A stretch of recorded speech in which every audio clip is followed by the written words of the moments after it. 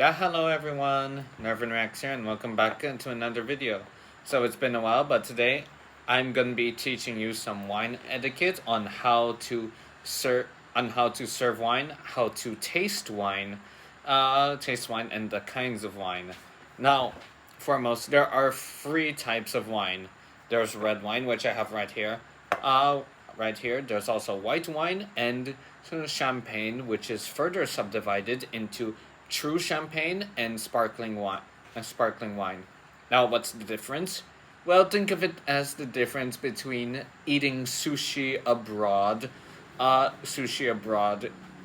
versus eating sushi in straight from the source in Japan.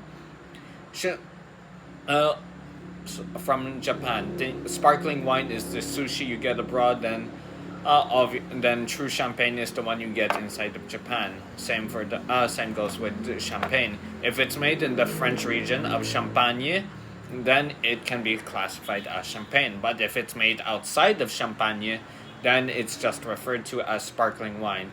Some say it doesn't matter, but for true wine enthusiasts, for those who truly love wine like I do, then the difference is highly important. Now, there are many types of wine depending on the species of grape. For example, Merlot grapes make Merlot wine, etc., etc., etc. And today I have a sweeter red wine from Spain called Castillo Ciello. Uh, Ciello, and yeah, really like this wine. It's, as you can see, that it's only 1/4 full now, cause yeah, I really like it.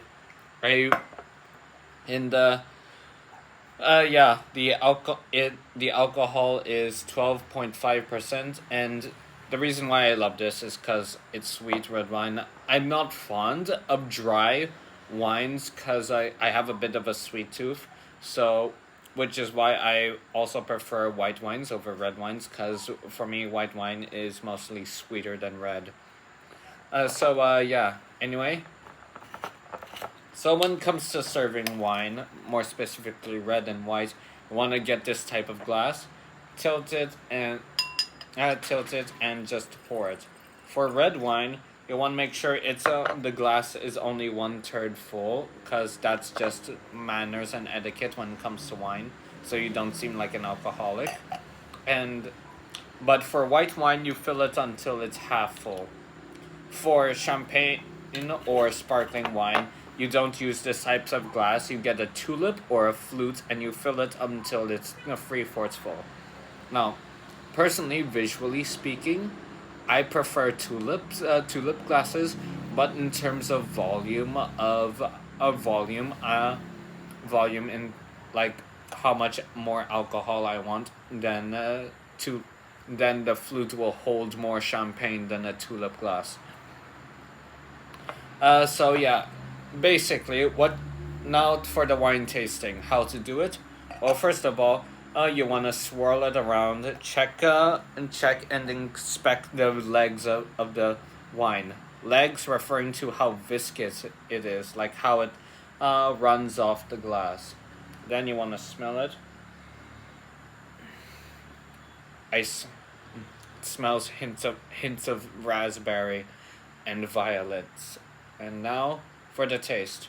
So what you're going to do is you take a small sip, then you take a sip of air like this, then you gargle it around in your mouth, then you can swallow. Then after that you can critique critique the flavor and the texture, like so. Watch.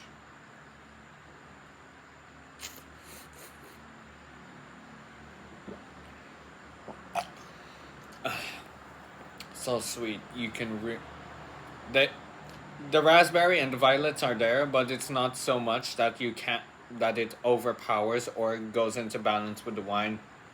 Think of it like 3/4 wine, then 1/4 violets and raspberry. So yeah, that's basically how you do it. And quick note: comment down below what's your favorite wine all wine. Do you prefer red, white, or sparkling slash champagne? And personally, every now and then I do like a fine red wine, but only if it's sweet. So yeah, my personal favorite in terms of grape species has to be, I think, rosé. Yeah, because it's just so sweet. That's for red wines, because I'm showing you how to taste test, and I have red wine here, and I want to finish this glass. So yeah, I'll see you next time. Bye.